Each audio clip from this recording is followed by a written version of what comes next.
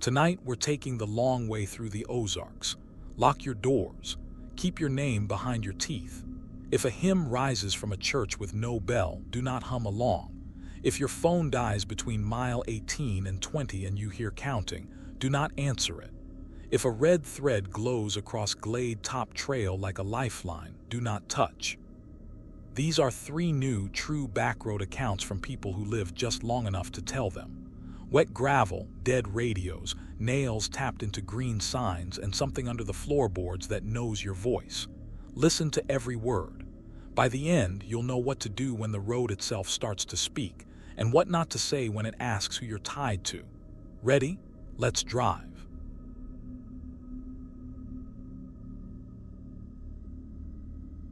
If you ever drive AR-74 at night between Jasper and Parthenon, keep your windows up and your radio low. That's what the locals told me after, but back then I brushed off those old sayings. I was a delivery guy. Eggs, produce, pantry staples, small stuff dropped off to diners and church kitchens and the bed and breakfasts tucked back in the trees. I liked the quiet. I liked how the road in the Ozarks feels alive, the way it breathes fog and heat, and how it swallows you whole once you're off the highway and on those little gravel veins that twist past creeks and fields. That night, late August a few summers back, everything smelled like wet leaves and iron, and the air felt wrong when I rolled my window down. I'd left a diner in Jasper later than I meant to. The cook had kept talking, telling stories about a bear that got into the trash on their back step, and I nodded along, thinking I had plenty of time. The sun dropped behind the ridge like a rock, and the dark in those hollers comes hard. You know how it is out there. One minute there's a little purple light hanging on the trees, the next, it's black enough to feel with your hands. The radio kept slipping into static, then grabbing a station from far away that didn't fit, some preacher out of Branson preaching about blood and wages. I took AR-74 east anyway, past the switchbacks and the little lane that bends down toward Parthenon. My GPS had me cut onto a gravel road I'd used before, quicker over to a farmhouse near Vender. It was a shortcut I'd only take after dark when I felt cocky. I saw the church before I felt the engine stutter. It sat on a little rise, white paint gone gray and flaking, steeple missing like a pulled tooth, the bell frame just a black square against the night. A small cemetery spilled down one side, stones leaning like they were listening. You can tell when a place is kept up and when it is. This one had a path worn by feet but no fresh flowers. As I looked at it, my check engine light clicked on, polite and orange. My truck coughed and lost power. It's an old Ford and I know the sounds it makes. This noise wasn't one I'd heard before. I eased over by the ditch, killed the engine, and listened to the woods. The cicadas were screaming their hearts out. Underneath, there was something else. It wasn't a music box melody, not at first. It was like a hum, low and layered, the way a fridge sounds from down the hall. The hair on my arm lifted up. I sat there with my hand on the key and told myself to wait for the engine to cool before I opened the hood. Heat shimmer rose off it. I could smell something sweet, not coolant, not oil, something like old flowers and pepper. I realized my window was still halfway down, and when I reached to roll it up, the hum changed. It slid into a shape, a song you feel like you've known all your life. I'd heard my mother sing it when I was little, washing dishes late at night in a trailer with thin walls. In the sweet by and by, she'd sing, soft as a whisper when she thought I was asleep. That tune was leaking out of that church. I told myself there was a youth group practicing or a family inside with a battery lantern. It happens. Churches in the hills don't stick to schedules. The porch had 2 posts, one leaning a little, and a wooden cross nailed crooked above the door. There was a big iron ring where a bell rope used to hang, the rope gone but black marks stained into the wood like something hung and swung there a long time. I put on my flashlight from the glove box and stepped out. Gravel popped under my boots. The night felt too close and too wide at the same time. I could hear water somewhere trickling down in the dark. My phone had one bar that kept slipping to none. I tried to call my buddy in Vender to say I might be late. The call failed twice, then the phone gave up and showed me only my reflection, my face pale, my eyes already wider than I wanted to admit. I walked up the little path to the church and said out loud, "Hello," the way you do. The hum lifted like breath caught. Then the song started again, cleaner this time, words without words. I thought I saw a shadow move in the doorway, just a flick of white like a sleeve. "Hello," I said again, softer, as if I could calm it. My light hit the door. Someone had carved words into it over the years, names and dates, old knives scraped hard. Hank, Lula, 1973. One said, "God sees." I didn't like the way the letters sank, deeper at the edges, like the wood wasn't resisting. A dog barked somewhere far off, one of those raw, tired barks. The wind stirred the big oak by the cemetery, and its leaves clapped once, then held their breath. I knocked. The sound died in the boards. On the second knock, the door eased open an inch by itself, or maybe the air did it. It wasn't a dramatic swing, just a tired gap, as if the church was letting a little light in. The smell hit me, old wood and cold damp, and that pepper-sweet smell under it, like herbs left in the sun too long. I shined my light over the threshold. The pews were askew, not broken, but pulled out of their lines, like people had dragged them close together and then left in a hurry. There were hymnals stacked neatly on a back pew, and my brain snatched at that. Neat feels safe. I almost turned back to the truck. I should have, but something about the song, about hearing it again like that, felt like being pulled by a gentle hand. My mom had died 4 years before, and I don't think I'd let myself hear anything of hers without turning the volume down inside. It made me feel 12 years old. "Anybody here?" I called. "My truck's dead. I just need to borrow a phone. I'll leave my license if you want." I stepped inside. The floor was soft in places, the boards giving like a held breath. The light hit dust hanging in the air, glittering like gnats. On the left wall, chalk marks had been drawn low, circles and excess and tallies, like you'd do for a game. Some of the tallies were crossed out. Someone had written "Moke" in a childish hand. I passed a pew with a cushion crushed unevenly, like someone had knelt hard for a long time and never fluffed it. Then I saw the names. Along the front pew were scraps of paper tucked under the hymnals, and when I lifted one, it had last names written in different hands, ELLIS, BURKS, more like a roster's list. My hand moved without me, flipping a few. There, in a jittery pencil, was my own last name. I don't have a common one. Garrison. Mine was spelled right, looped just the way my mother taught me. I laughed out loud, stupid and shaky. "No way," I said to the empty air, and tried to make a joke at myself for being jumpy. I told myself some Garrison family had used this church 50 years ago. That's all. A pulpit stood at the front, a homemade thing with a shelf, and on it sat a leather-bound book swollen with damp. I opened it, and the smell of mold and something sweet flooded up. The first page was filled with neat, tidy cursive dates, offerings, names. Then the script changed, got messy, then steadied again like different hands kept the record. The last page wasn't names. It was numbers and little notes.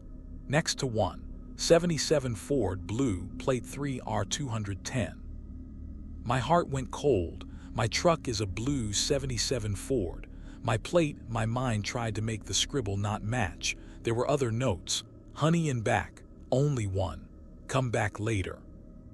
A noise below my feet made me grip the pulpit. It wasn't a creak of a settling building. It was a footstep, and then another, slow as someone choosing. The song shifted again, softer now, as if it had moved from the main room to the ground beneath it. I shined my light around and found it. A door set in the floor behind the pulpit, the kind of trapdoor you see in older places. A thick rope used to be tied there. You could see the groove worn deep. Now there was a loop of red thread tied around the handle, a little bow, like a gift. The thread was bright as blood in my light, too clean for this place, like it had no dust on it. "I'm not here to cause trouble," I said, voice low and shaking. My breath fogged in the beam even though it was August. I looked back at the doorway and saw darkness framed by darkness. I told myself I could run. I told myself I could get back to the truck and be rolling downhill in 20 seconds. But the song, I don't know how else to say it. It was my mother's voice now. Not just the hymn, but the way she did the R in sure, the little roll. You don't mishear things like that. "Caleb," a whisper said, not loud, not angry, just speaking my name like you do when you found a kid hiding in the closet.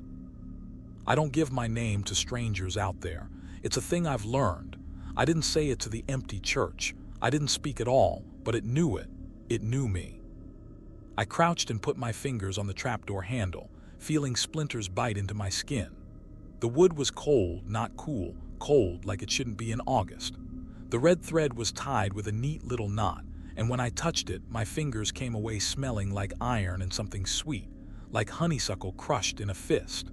From below, something scraped, gentle, as if someone's nails were dragging lightly over old wood. Then the humming stopped, went dead silent, and I realized how loud the night outside had been in comparison. My ears rang with the sudden quiet. "Caleb," the voice said again from under the floor, my mother's voice, "don't leave me in the dark." And right then in the cold, the latch inside the trapdoor slid back with a soft, clean click. I didn't mean to open it. My hand just moved. The little loop of red thread lifted like it was weightless, and the handle came up smooth, no stick, no squeal. Cold air poured out, November cold, like I'd opened a freezer, and it carried that smell again, iron and honeysuckle and something old. My light caught the edge of stairs going down, rough boards slick with a shine like someone's palms had run over them 1,000 times. The hymn came up from the black slow and careful, the way fog rises out of a creek. Not words at first, just a shape. And then my mother's voice again, clear as the night she used to tuck me in. "Caleb," she said as if she could see me, "bring me up." I said, "Where are you?" before I could stop myself. My voice sounded wrong in that room, thin, like it didn't belong to me. The pews watched. The dust watched. Even the chalk marks on the wall felt like eyes. "Down," she said gently. "It's dark." My light flickered. I shook it and the beam steadied, but it looked weaker stabbing into the hole than it had across the room.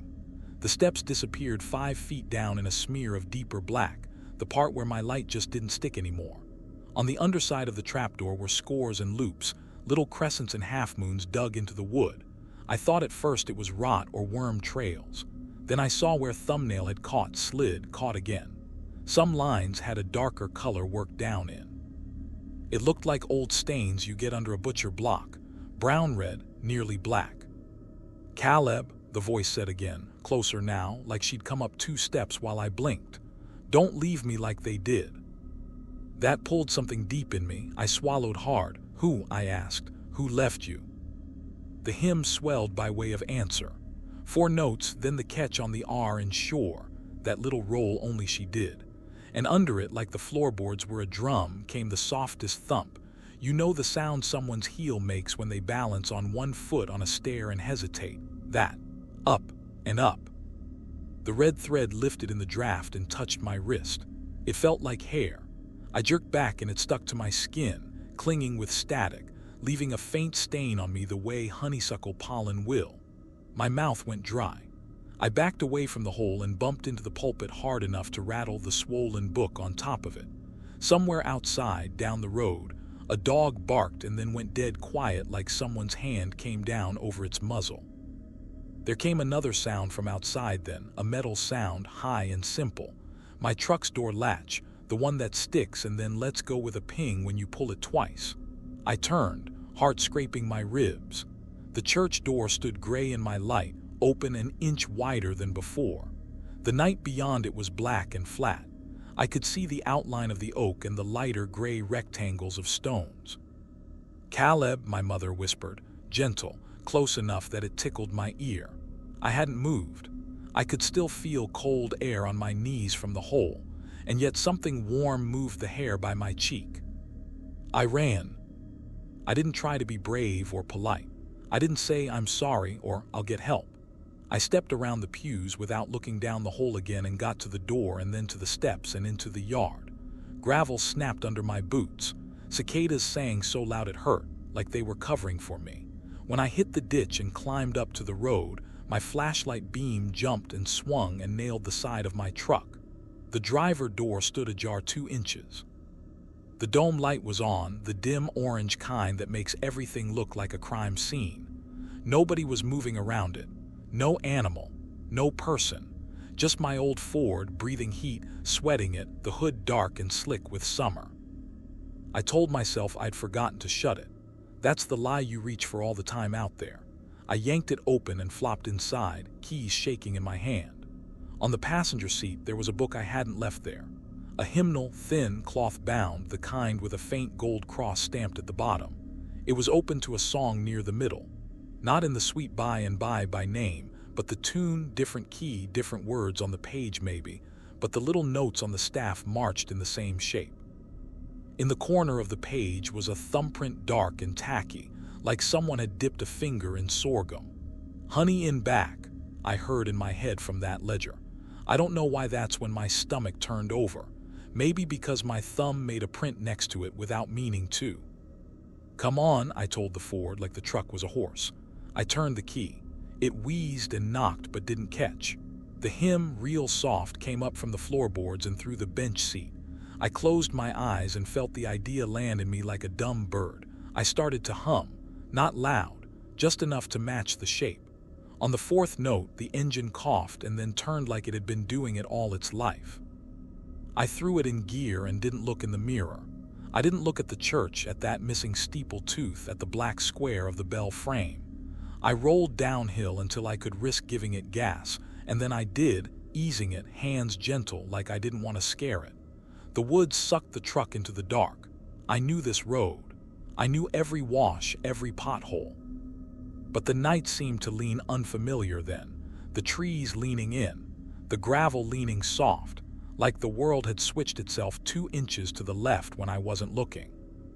Half a mile down, where the road levels by a little low water slab, the sound moved from behind me to beside me.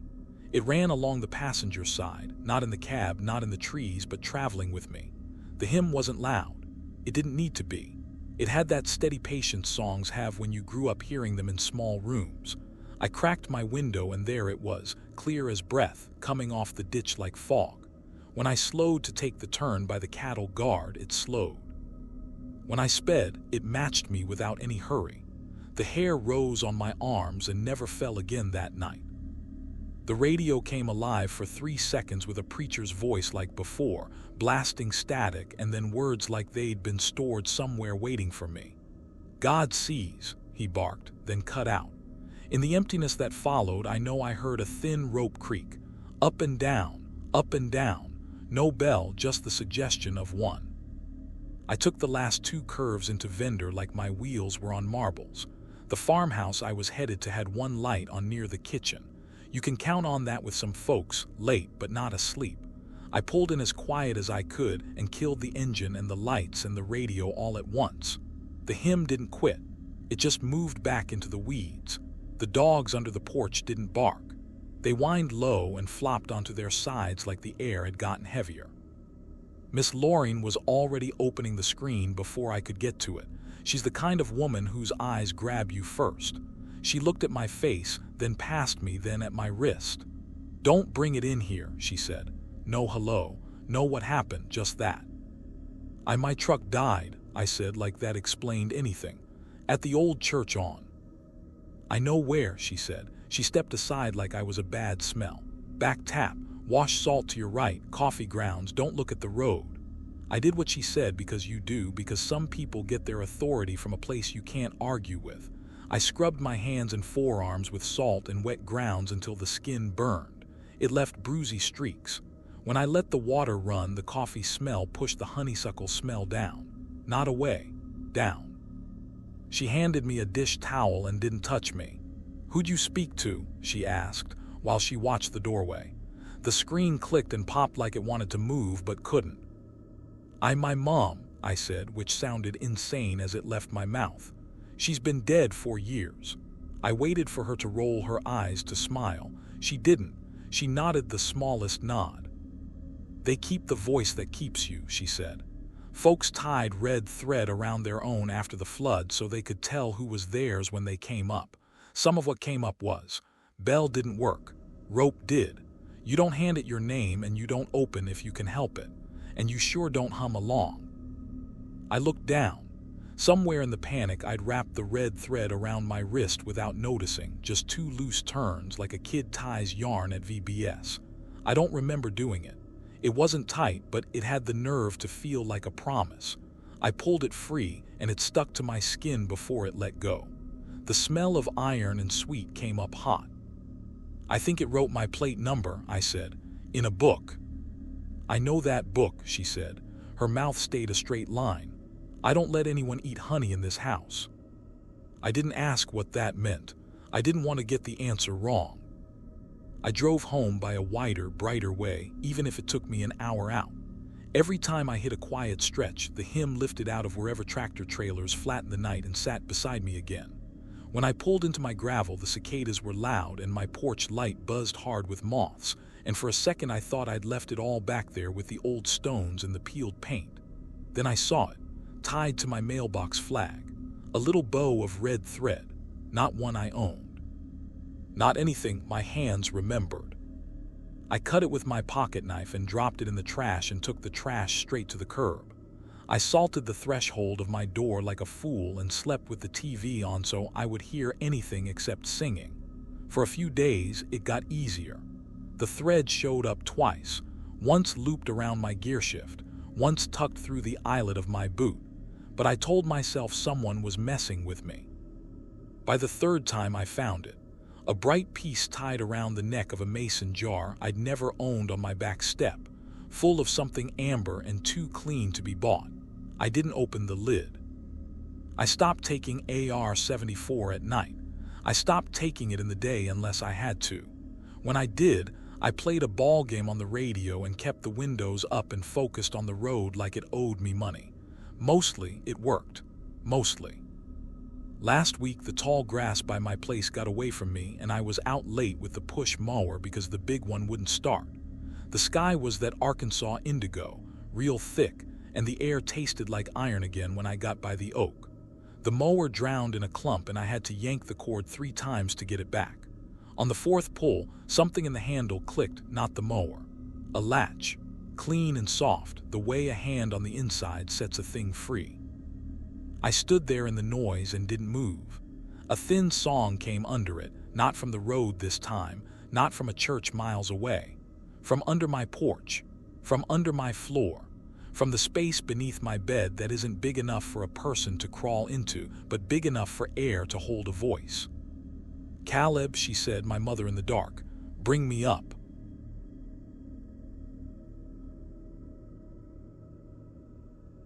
If you ever drive Mo 19 at night, pay attention to the mile posts. I mean it. Most folks blast right past them and never think about those little green signs nailed on the shoulder. But out here, they're how we tell each other where the bad things live. Mile 5 has the blind ditch. Mile 12 floods first. And mile 19, we just say, "Don't break down at 19." I used to laugh at that. I'm a tow truck driver out of Winona. Nights mostly. When the phone rings at 1 a.m., I'm the one who pulls on boots and goes into the black. I know the feel of wet asphalt through my soles like I know my kitchen floor. I know the smell of antifreeze and river fog and cedar bark. I know what it sounds like when a buck bounds across from the left shoulder, and I know how tires whine when they lose the center line. My point is, I don't scare easy. I've scraped kids out of ditches and old men out of F-150s, and I've cursed every curve between Eminence and Salem. I heard about mile marker 19 like everybody else, and I rolled my eyes. A number on a post, please. This was last winter, December. Rained all day, then the temperature dropped just enough to put a skin of mean on everything. The blacktop looked like a slick snake. I was halfway through a cup of coffee that tasted like pennies when dispatch called. "Blue Buick, northbound shoulder near 19, Tammy said, voice flat like it always was. Woman sounded scared. Then her phone cut out.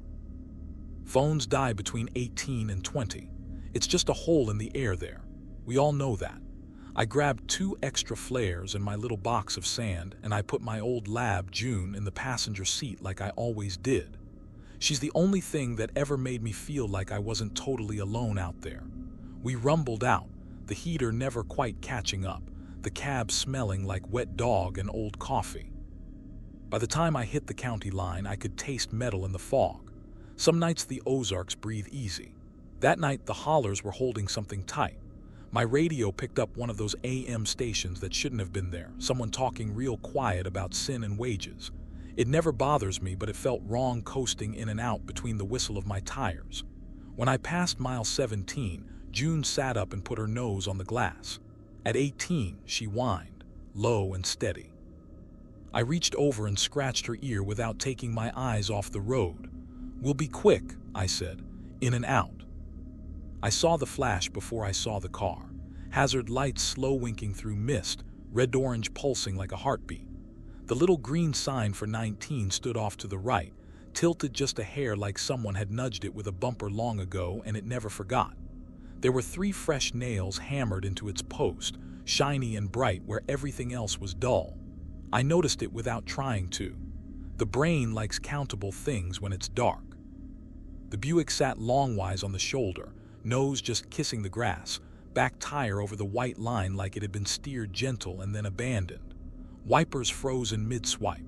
Driver door closed. No one around. I pulled in behind it and angled my truck just so to block the lane a bit and give us a cone of safety. I set the brake and the blinkers and I stepped out into cold that felt borrowed from January. The first breath stung the back of my throat. The smell hit next, antifreeze, sure, but under it, something like wet pennies and old fabric. June didn't bolt. She leaned forward and watched, and her hackles made a slow rise down her back. "Highway towing," I called as I approached. My voice disappeared into the fog like it had hit a pillow. "Hello, you in there?" The Buick's back window was fogged on the inside. I wiped a circle and shone my light. Empty. It was clean in that way that feels wrong. No junk on the floor, no receipts, nothing. A single church program lay face down on the passenger seat.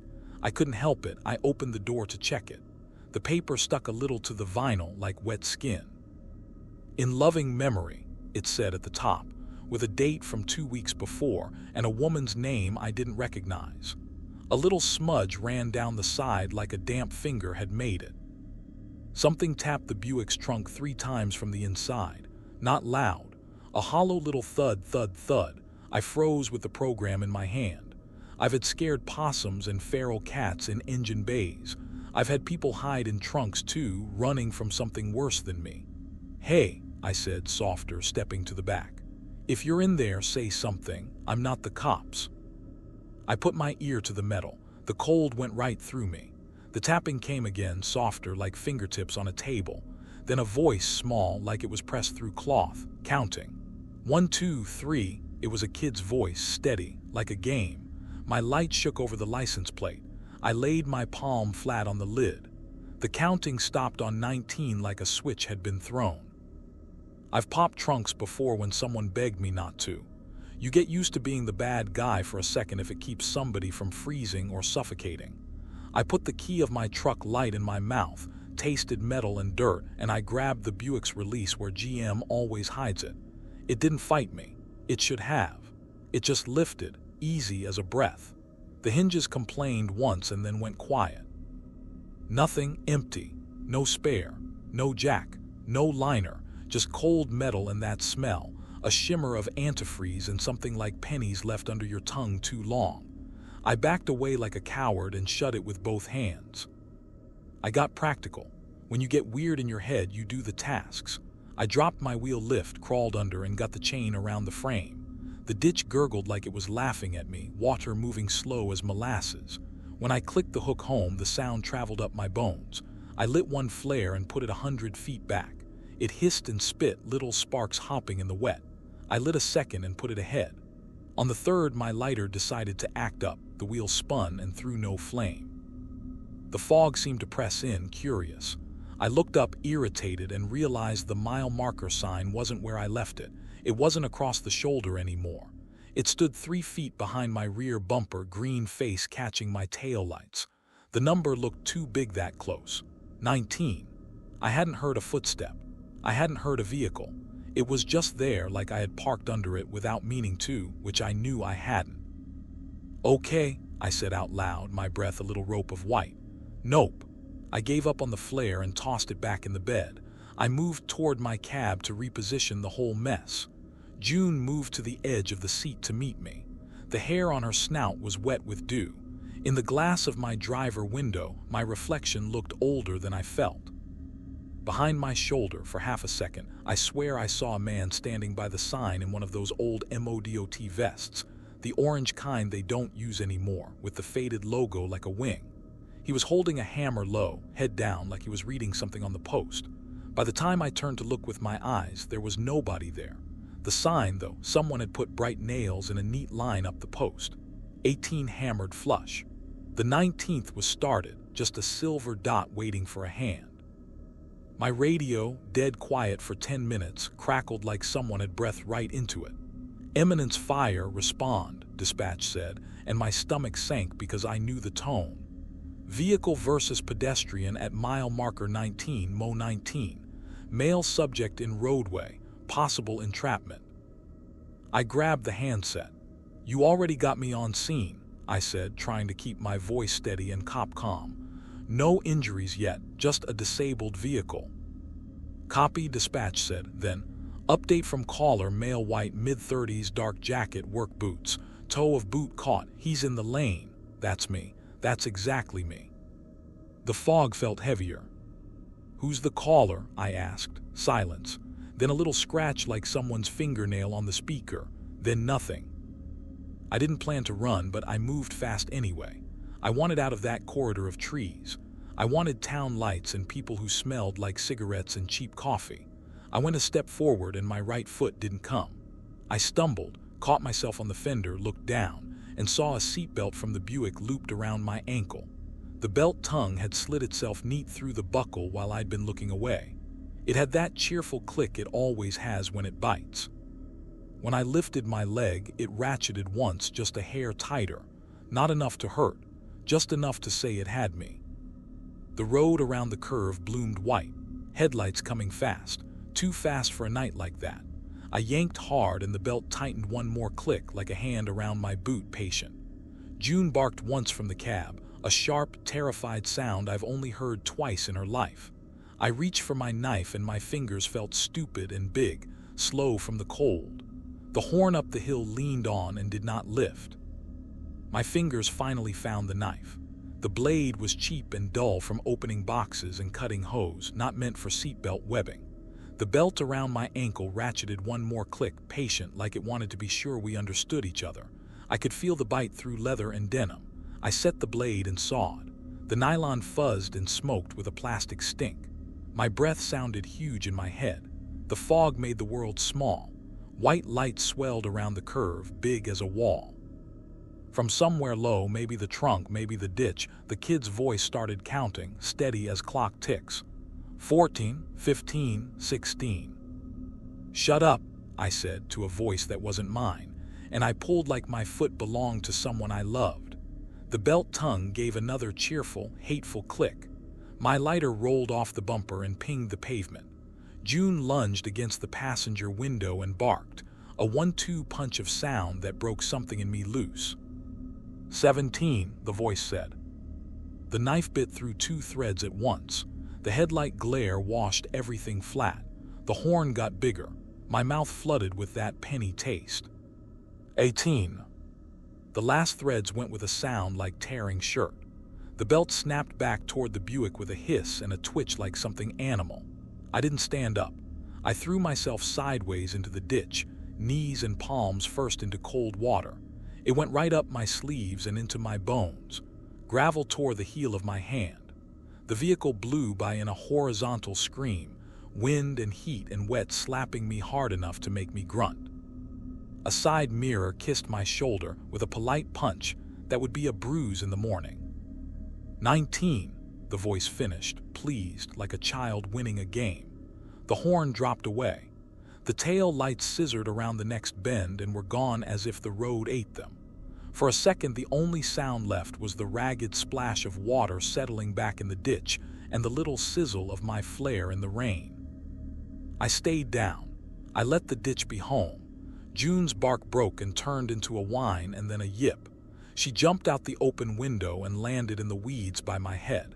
She licked my ear once like she was checking if I was still me, and then put her body between me and the lane. The fog curled around her like she'd made a dent in it. I made myself breathe. I counted. Not out loud, but just enough to put numbers in my mouth that were mine and not that other thing's. When I sat up, the world had rearranged itself again in that way that makes you think you might be concussed. The Buick's hazards went steady for a long blink, then died like a candle, no taper. The wipers stopped mid-swipe. My flares hissed lower. The little green sign stood closer than I'd left it again, so close I could have reached out and touched it from where I was if I'd had gorilla arms. The number looked wrong at that distance, not because it was big, but because it was familiar in a way I didn't like. These are the numbers we put on houses, on cake candles, not on fate. There was a man by the post, orange vest soft in the fog light, old MODOT logo dark as a bruise on the back, hammer low in his hand. He leaned in, considering something, as calm as if he were picking a peach. He didn't look at me. He set the head of the hammer on the silver dot I'd seen before and without hurry gave it a tap. The nail slid in like it had been waiting for that exact touch. He tapped again. The sound wasn't loud. It was bright, though. One more tap and the head kissed the wood. Flush. He ran his thumb over it once, satisfied, the way a person presses down the seal on a jar, and then he straightened. His face didn't catch the light. It wasn't shadowed. It was just not interested in being seen. "Hey," I said, which was all my brain could find. My voice shook. "Hey." He lifted the hammer in a little half-salute I've seen old road guys do when they're letting you merge, and then he wasn't there. The space he took space and didn't change, and I don't mean he moved fast. He just went from being someone to being fog, and the fog didn't care either way. My radio, dead quiet through the pass-by, popped in my cab. "Update from caller," dispatch said like she was in the next room. "Male subject clear of roadway." Then a whisper breathed in, so soft I almost missed it. "Start over."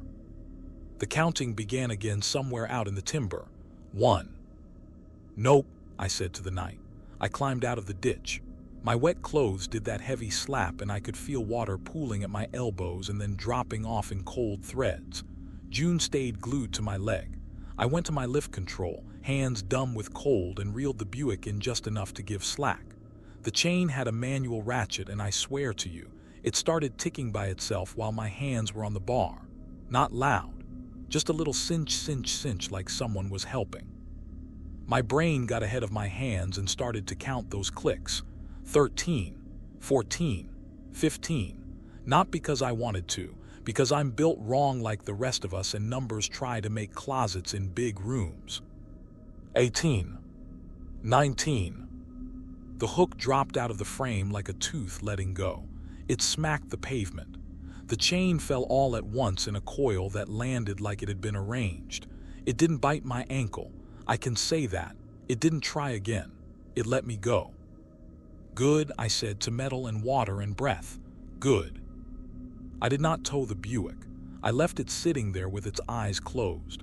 I called dispatch on my cell while it still showed one bar and I said, "Advise highway, disabled vehicle at 19. I can't get it, it's not safe." She didn't ask me why. Maybe she heard it in my voice. Maybe she'd heard the counting too. Maybe sometimes the job wants you to be a coward so you can live. I drove. I kept it calm. No spinning tires. No drama. June climbed into the back the way she does when something up front is too thick. As I rolled away, the mile marker moved with the truck, keeping the same distance in my side mirror for a quarter mile like a parade float that didn't want to be late.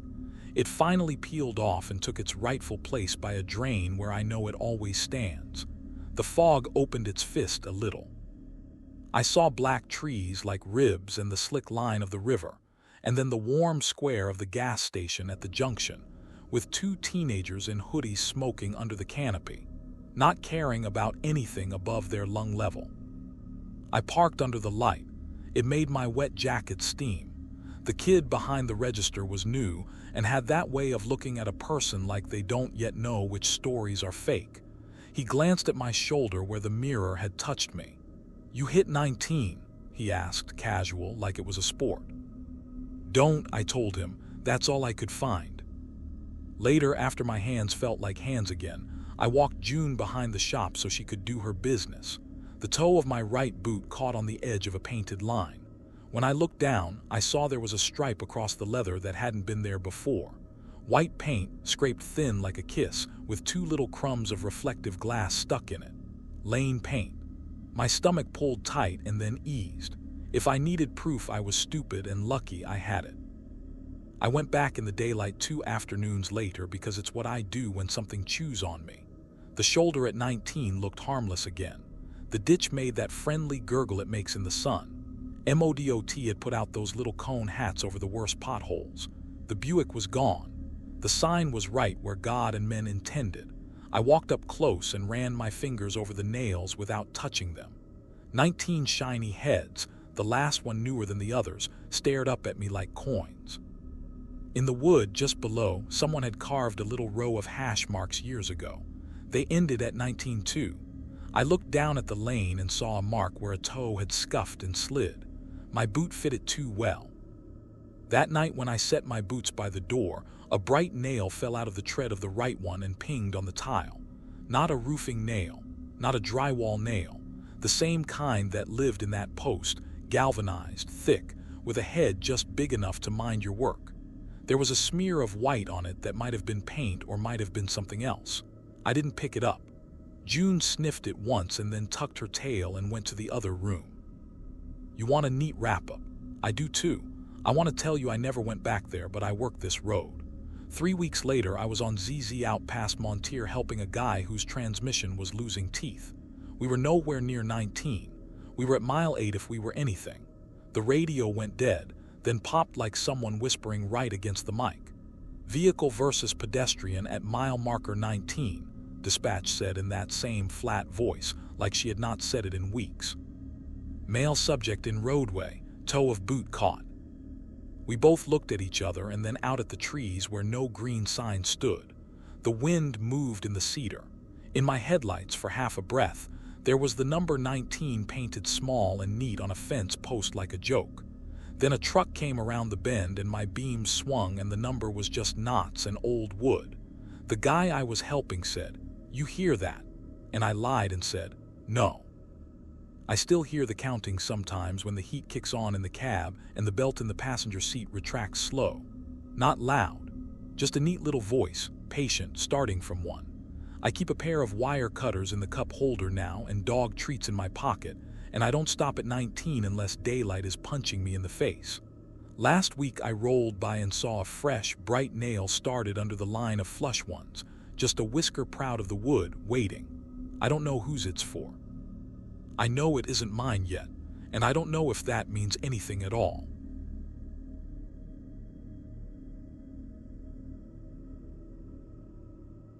If you ever see red thread strung across Glade Top Trail, don't follow it. It looks like help. It looks like a lifeline. It is. I'm not a ghost hunter. I do real estate photos and maps for out-of-the-way properties. I've driven Glade Top more times than I can count. Spring when the glades bloom with tiny yellow flowers, fall when the hills go copper, winter when the rock shows through and the sky feels too big. It's a high-ridge road, mostly gravel, built up by the CCC. Stone pull-offs with low walls, little picnic spots, those old square pillars that look like chess pieces. You can look out and see forever, 3 counties if the light's right. It's quiet up there in a way that pushes your thoughts back into your head. This was last November. Cold front had pushed through, and the day was one of those clean ones you get after rain, where you can smell cedar and wet limestone and that sweet little moss smell that's like a new penny rubbed between fingers. I had to shoot a parcel someone was selling. Just lines and angles, a few shots of a view, a short gravel spur off the main byway. My cousin Leela came along because it was late, and she hates the idea of me walking fence lines alone. She's louder than me. She talks to fill silence. Sometimes that helps. We left Ava with coffee in paper cups and a bag of gas station donuts that tasted like fryer oil and cinnamon. By the time the road turned to gravel, the sun was laying down gold on the glades and the cedar shadows were blue. A doe and 2 yearlings hopped off the right and the truck rattled over washboard as gentle as I could make it. I rolled the window down to get the last of the warm air on my face. You can smell the rock up there. It's dry even when it's wet somehow. Feels like a story, Leela said, propping her boots on the dash like she owned the world. She had a skein of red yarn in her lap, knitting something tight as a sock without looking at her hands. Glade Top is always a story. You and your yarn, I said. It keeps my hands from picking my lips, she said, cheerful. You're gonna get pictures of that cedar snag against the sky, right? People eat that up. I said I would. We passed the sign that says Glade Top Trail National Scenic Byway, green paint flaking on the posts, CCC stone pillars on either side like guardians. A whip-poor wheel started up in the brush and then shut itself off like a radio. The air cooled fast. You feel dark happen up there. The first red line cut the road at hubcap height. I almost didn't see it. Bright as cardinal feathers, thin as sewing floss, tied from one of those stone pillars to a cedar trunk on the other side. It was taut. It hummed just a hair in the breeze, a sound you more feel in your teeth than hear. I braked and the truck rocked and gravel ticked the undercarriage. What the hell, I said. We sat there a minute looking at it. It's not unusual to find fluorescent pink flagging tape tied around saplings where surveyors like me mark corners, but this wasn't tape. It was thread, not string. Thread. 20 turns around the cedar bark, a neat bow on the back side like somebody practiced. Little loops on the line every foot like buttonholes. Leela hopped down with her yarn still in her hand. Kids, she guessed. Craft night got loose. I got out too. Up close, it wasn't cheap craft stuff. It was strong. When I pinched it, it didn't give. It left the tiniest scarlet smear on my fingertips, like juice from a red honeysuckle when you pinch the bloom just right. The smell that came off it was warm and sweet and metallic, iron and flowers. It lodged in the back of my nose the way a memory does. Don't touch it, Leela said, after I'd already touched it. She said it in that half-joking voice you use when you want a thing to be a joke. Somebody's gonna catch a motorcycle on this, I said. Hold on. I pulled my Leatherman and tried to snip it. The blade slid and bit air. The thread flexed and didn't break. Not even a fuzz. My knife is sharp. It should have at least nicked it. We followed it with our eyes. It didn't just cross the road. It went on, looping around and through like someone had stitched the whole overlook. From the pillar, the red line laced through the gaps in the low stone wall like a child weaving paper. It made a little window of red bars. The view beyond tinted the color of blood oranges. Past that, it ran to a flat rock where somebody had arranged a little circle of cedar twigs and chert flakes. A big needle lay across the rock, long as my hand, the kind upholsterers use or the kind your great-grandmother might keep in a biscuit tin. Not shiny. Old.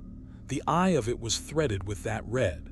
The end of the thread went off the rock and into the weeds, tight as a guitar string. I touched the needle before I thought better. Cold, heavy, not rusted. I didn't like it.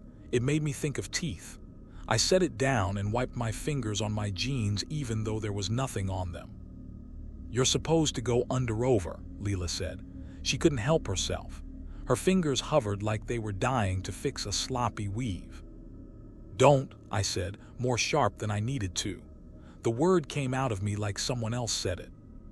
We looked around like maybe the person who strung it would step out of the cedar with a sheepish "you caught me." Nobody did. The only sounds were our breath, the tick of my engine cooling, and something small moving in the grass down off the wall. A mouse, maybe. It sounded heavier than that, like a hand rubbing fabric. The parcel I had to shoot was down the spur just past this overlook. I had to go on. I didn't see a good way to move the thread without it turning into a snarl that would stretch across the gravel until the end of time. We'll duck it, I said finally. We'll go under real low. I'll call it in to Forest Service later. We went under like we were stepping under a clothesline in a backyard, bent in the middle, arms out like tightrope walkers. The thread touched my jacket on the shoulder and made the hair on my neck jump. It had heat to it, not warm, living. On the other side, the world looked the same, but it didn't feel the same. The sunset had gone a notch darker. The breeze had a sound like breath in it. Another red line crossed lower down, ankle height, tied into a sweet little bow around a sapling like something a little girl would be proud of. Smaller loops ran off from it at angles, a net that only admired you until you stepped wrong. I lifted my boot high to clear it, and my heel brushed a loop that tightened around me so neatly, it felt like it had been waiting for my foot, and not any foot at all. "Hold up," Leela said. Her voice went small. She pointed at the stone wall. A Polaroid photo was threaded into one of the red bars, the kind that spits out of old cameras and comes up milky and then settles. This was old, bent at the corner. In it, a truck like mine sat in this exact spot, pointed the other way. Two figures stood by the pillar. The colors were strange, the red of the thread too bright, the sky too flat. The faces weren't detailed enough to be sure, but one had Leela's hair, the frizz pulled back with a bandana, and the other had my stupid posture. We both said we were seeing it wrong at the same time. Then we didn't say anything. That smell got stronger, iron and sweet. My tongue tasted it. "Whippoorwill," a voice said then, except it didn't sound like a bird. It sounded like somebody trying the word out, almost getting it right. It came from down the slope, where the glade fell away into scrub and the first black trunks of oaks rose. I swung my light. It ran over the red lines and they glowed like veins. The beam showed a path of thread running stake to stake like breadcrumbs, small bows tied every so many feet, the knots so tidy a teacher would give them a gold star. Something under the nearest clump of little bluestem tugged the thread once, just a fraction, and the entire web answered, a tiny chorus of the faintest humming, an instrument you don't know the name of that S made of air. "Stop," Leela whispered, hand on my sleeve. "We should go, we should back out slow and go." She was right. We turned. The line we'd slipped under across the road wasn't there anymore. Or it was, only now it was higher, a triangle instead of a straight shot, with new strands stretched from pillar to pillar like a spider had come back while we were looking away and decided to finish the job. The bow we ducked before was gone. In its place was a crisscross of threads at chest level, neat as a kitchen rack. My truck sat on the other side looking too far away. The red line made a frame around it. My keys were in my pocket and they felt useless suddenly, like a charm from a kid's birthday party. "Hey," someone said softly, like they were right by my ear and every cell in my body said that voice was smiling. "Don't snag, it pulls." "Who's there?" I called, and I hated that I did because I didn't want them to answer. I wanted the wind to answer. I wanted there to be only us and the red and the rock. The voice didn't answer. The thread did. It tightened on my boot and then let go, then tightened again, little testing kisses. I reached down and tried to ease my heel out. The loop rolled with me, snug like fingers. When I finally slipped free, the loop didn't snap back. It stayed open like it wanted me to come back later, like it was sure I would. The parcel spur dropped off to the right, a two-track the county hadn't cared about in a decade. The red went that way too, a main line with side stitches. The light was almost gone. I told myself one thing, I needed to get a couple quick shots and get out. I told myself another, if someone had tied this, maybe someone was still down there. Nobody strings a trail like this for no reason. We followed slow. The red led us past a second stone pull-off where someone had arranged white rocks in a ring and burned scar lay black in the middle. Thread had been woven through the ring at knee height. Past that, the glade tilted toward a break in the rock, a place where rainwater had been chewing for 1,000 years and finally got somewhere. A swallow, a sink, not a cave exactly, but an opening that said down. The thread went to the lip and then vanished over, straight as a plumb line. I got on my stomach without thinking and slid up to the edge. I didn't want to be near the net behind me, and the nothing in front of me had more honesty. My light went over and lit a red rain of lines. 100 threads, 1,000, all tied to knots on knots on knots like a fisherman's nightmare. Bits were caught in it, buttons, tags, a small tarnished spoon, a baby shoe no bigger than my hand. The light shook and the threads made that tiny hum again. Something moved at the bottom. Not an animal quickness, a slow, deliberate uncoiling. My brain made words where maybe there weren't any, shoulders, then a head, not all one thing, built, woven. A face not made of skin but of a veil of thread pulled back and forth until it suggested features. It lifted and the red shifted like water. Then it looked up at the light and I felt it see me all the way. "Who are you tied to?" It asked it gentle, polite, like a good neighbor leaning on a fence, not with a mouth, with the part of your head that makes lullabies. Behind me, the net sighed tighter, threads rubbing stone with little glassy kisses. A loop slid over my other boot without touching my ankle. Leela's breath went thin and high. The thread that had tried me once found my leg again and crept neat as a cat toward my knee, toward my belt, toward my ribs. I pushed back from the edge to get space, to get breath, and a strand lifted like grass in wind and crossed my lips. It tasted like iron and flowers as it slipped between my teeth. I clamped my jaw and it still slid, silk-strong, finding the soft place inside my cheek like it knew where to go.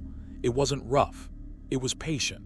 My tongue pushed and the thread pressed back, steady as a hand. The taste bloomed hot and sweet, and under it was that penny tang that makes your gums ache. Behind me, the net sighed and took a breath I could feel on my neck. "Who are you tied to?" The voice asked again, not loud, not mean, as if the question itself was polite. I shook my head hard. The thread rasped my teeth. I bit down and felt it slip between them anyway, more like water than like string. Leela made a sound I've never heard from her, half a curse, half my name. Her hand came hard on my shoulder and dragged me back from the lip. The red across my mouth pulled and then eased, like it didn't want to hurt me, just keep me. It was almost worse than a yank would have been. "Don't answer it," Leela said, low and quick. Her breath smelled like coffee and cinnamon and fear. "Don't give it names." It was the oldest kind of sense, and I still wanted to say everything. My parents' names, my cousins, the woman who sold us donuts, the dog I used to have that died in July. The urge came up like a swallow. I pressed my tongue hard to my palate. The thread felt the movement and coiled once, soft, a promise. Leela's other hand moved fast. She grabbed the big upholstery needle off the rock like it had always belonged to her and threaded her own yarn through the eye. Her yarn looked silly next to that red, a supermarket red, fuzzed a little, human-sized. She tied a surgeon's knot with fingers that never trembled when they knit a heel. "You see it," she breathed. "There's a working line. Every weave has one." I didn't see anything but red. The net behind us had shifted without a sound. Loops that had been slack were now neat nooses waiting at knee height. One slid over my boot again and petted my ankle bone like it was getting my shape right. Down in the sink, the shape built of thread uncoiled more of itself up out of the tangle. A curtained face turned, and for a second I thought I saw real eyes in it, 2 black beads set just so. Then the threads moved and those eyes were gone and were a knot. "Who are you tied to?" it asked, and it sounded like my aunt this time, the one who laughs like she's scolding you. "Drop a stitch," Leela said to herself like it was a prayer. She traced the nearest strand with the tip of the needle, following it as it wove over and under, over and under. Every pattern has a heart. If you pull the wrong way, it tightens. If you pull the right way, it falls apart. Her yarn, threaded through the needle, went under one red line and then over and then through a loop. She made a little anchor around a cedar twig and tugged, not hard, just enough to test. The red across my mouth pulsed, a tiny little heartbeat. The smell of iron got heavier, like a kitchen when someone opens a new jar of molasses.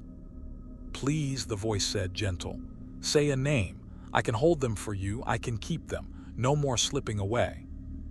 That arrow hit under my ribs where I keep the losses. Leela has her own. 10 years ago, she lost a baby before it got to the world, and she never says his name, and she keeps her hands busy so her head won't go there. She went very still beside me, seeing nothing and everything at once. The thread on my mouth slid across my lip as if it could taste the thought. "Don't," I said through my teeth. It came out slushy.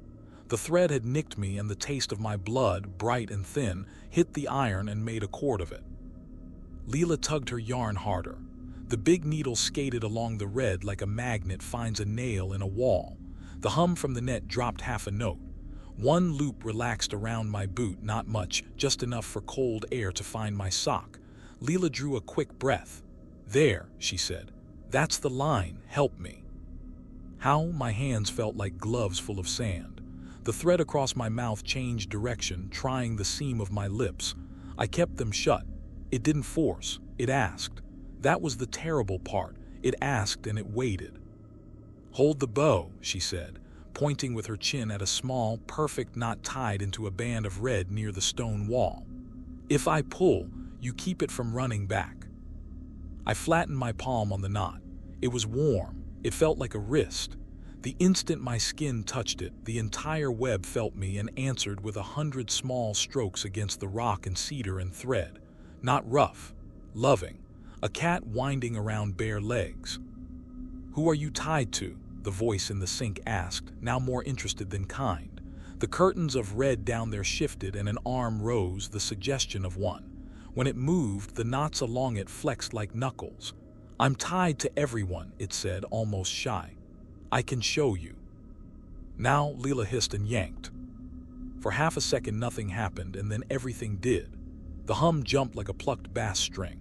The pattern lost its breath. The strand Leela had found pulled through 3 loops at once. The knot under my palm went slack like a hand that finally let go. The red across my mouth slid out between my teeth with a last soft scrape, tasting like a kiss you didn't want, and fell against my chin. The loops around my ankles and calves eased enough that I could move without the thread tightening. The shape in the sink paused, as if someone had spoken to it from behind. The red around it trembled. "Run," Leela said. We didn't stand up straight. We hunched and crabbed, stepping high, stepping weird, like puppets that cut their own strings but don't trust the floor yet. A fresh loop hopped from my wrist like a snake and caught my sleeve instead. Leela fed her yarn into it, fast as a fisherman feeding line to a pole. The loop took the yarn as if it were meat and tightened, busy with the wrong red. The ball spun out of her pocket and hit the rock and bounced, unspooling, and the net bent toward it with a sound like someone saying him. "That's yours," I warned, "because stupid things come out when you're scared." "It's thread," she said. "I can buy more." We reached the stone pillars. The first line across the road had changed shape again. Now it hung like a seam you could almost unzip if you knew which end to start with. 2 little tails waited, neat as instructions. Leela grabbed both and tugged them the way you tighten a bow. I slapped her hand. "Only one," I said, and I don't know how I knew. "Left." She pulled left. The bow turned inside itself with that small silk sigh you hear when someone takes down a dress on a hanger. The red gaped an inch. 2. She pushed me through, and the thread kissed my ear as I passed, soft as hair. I felt heat on the cartilage and pretended it was nothing. We dove for the truck. My keys were already in my hand because my body solves a problem while my head watches it not solve it. The cab light came on and made the red lines outside look like they'd been painted on the air. 3 strands had linked themselves across the windshield at some point, a little ladder of bright, tight red. The threads hummed like someone tuning a violin down a half step. "Who are you tied to?" the voice asked through the glass like it was inches away. "Not you," I said and turned the key. The engine caught like it always does, a blessed old cough and rumble. I eased forward, not flooring it, just a steady pressure. The red across the glass tightened and sang, and for a second the steering wheel tugged, and then something gave, not a snap but a decision, and the strand slid up and over the roof with a fierce little scream that wasn't metal.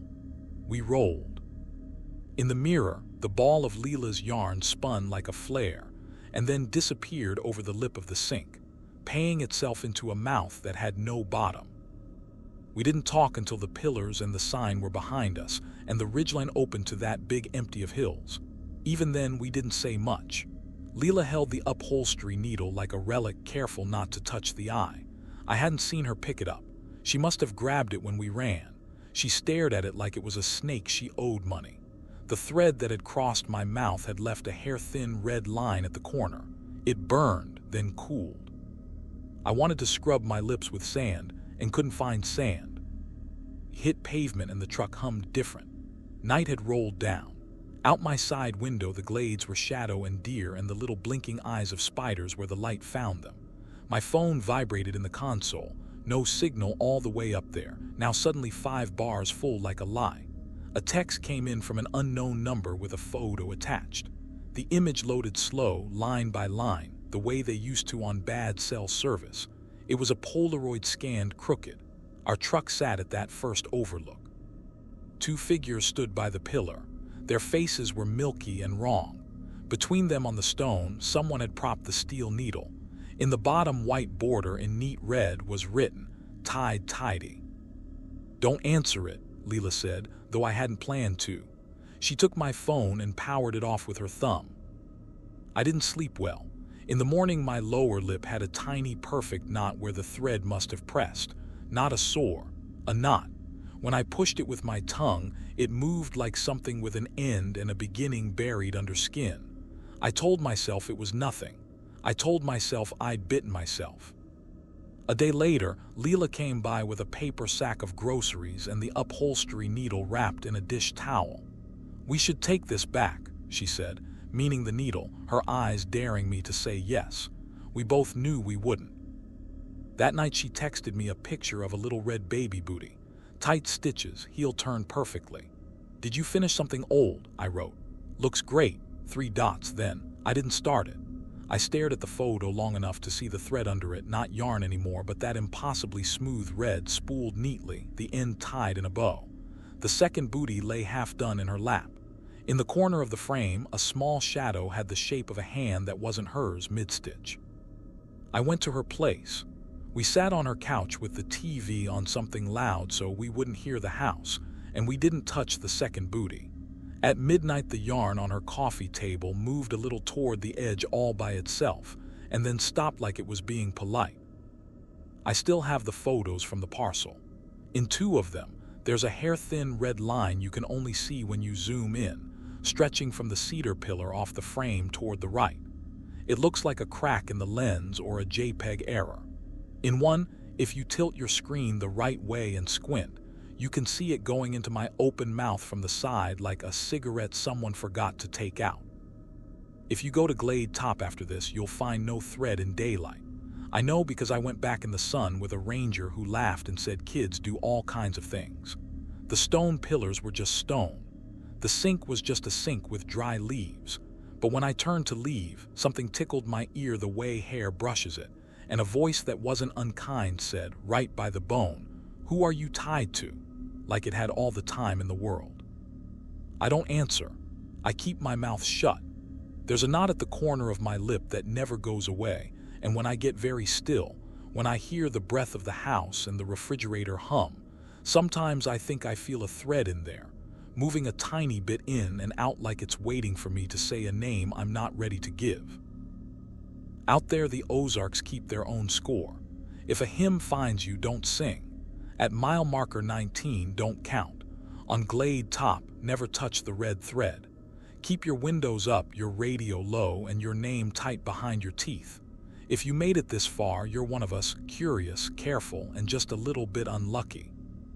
Drop a comment telling me where you'd never stop after dark. Share this with a friend who loves a dangerous drive, and hit subscribe so you don't miss what's buried on the next back road. Sleep with the porch light on tonight. You might need it. Which story scared you the most? Comment below and subscribe for more true horror stories.